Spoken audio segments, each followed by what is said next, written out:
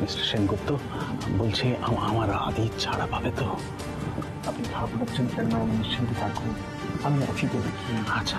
গৃহপ্রবেশের আজকের পর্ব ধারাবাহিকের শুরুতেই মোহনাকে দেখানো হয় সে ফোনে শুভ আর সাংবাদিকদের কথোপকথন লাইভ দেখাচ্ছে। তখন সে বলতে থাকে, আয়ানের কিছু হতে পারে না, ওর কিছু হলে আমি বাঁচবো না, কিন্তু আয়ান যদি ছাড়াও পেয়ে যায় সব ক্রেডিট তো ওই শুভ পাবে।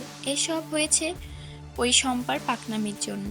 তারপর হঠাৎ করে দেখা হয় শুভর সাথে। তাকে দেখে শুভ জিজ্ঞেস করে, তুমি এখানে কি করছো? তুমি কি ভেবেছো আমি কিছুই বুঝতে পারছি না? আমি নিজে দেখেছি তোমাকে স্বপ্নার সাথে কথা বলতে। আমি স্বপনদাকে হাসপাতালে পাঠিয়েছিলাম তোমার খোঁজ নিতে। সেদিন স্বপনদার ইনজুর হলো, তার সাথে স্বপ্না আমাদের বিরুদ্ধে কথা বলা। তা কোথায় ঘটালে যেখানে তুমি 6 মাস আগে কাজ করতে? মোহনা বলে, এসব মিথ্যা অপবাদ দেওয়ার আগে আদিকে কি করে বাঁচাবে তাই দেখো, আর তুমি না বাঁচাতে পারলে আমি আমার আয়ানকে ঠিক বাঁচাবো। শুভ মোহনাকে চ্যালেঞ্জ করে, সে সব সত্যি বের করেই ছাড়বে। তারপর সেখান থেকে চলে যায়। তখন আকাশ মনে মনে বলে, তাহলে আমি যা ভাবছি তাই কি ঠিক মনে হয়? কে এসব করেছে? আমাকে যে করেই হোক আদিকে দোষী প্রমাণ করাতেই হবে। এসব কিছু থেকে মোহনাকে বাঁচাতে হবে। তারপর ঘটনা শিফট হয়, আদালতে দেখানো হয় শুভকে কাঠগড়ায় দাঁড়িয়ে আছে।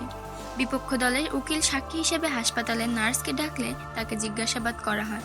সে সেদিনকার ঘটনা খুলে বলে। আদির সপক্ষে উকিল তাকে জিজ্ঞেস করে সে আদিকে খুন করতে দেখেছে কিনা। নার্স অস্বীকার করলে সে জজকে বলে আদালত অনুমানের উপর ভিত্তি করা কথা বিশ্বাস করে না। পরের সাক্ষী রঞ্জন দত্তকে ডাকা হলে সেও সেদিনকার ঘটনা বর্ণনা দেয়। আজকের পর্ব এখানেই শেষ। দেখা হচ্ছে আগামী পর্বে।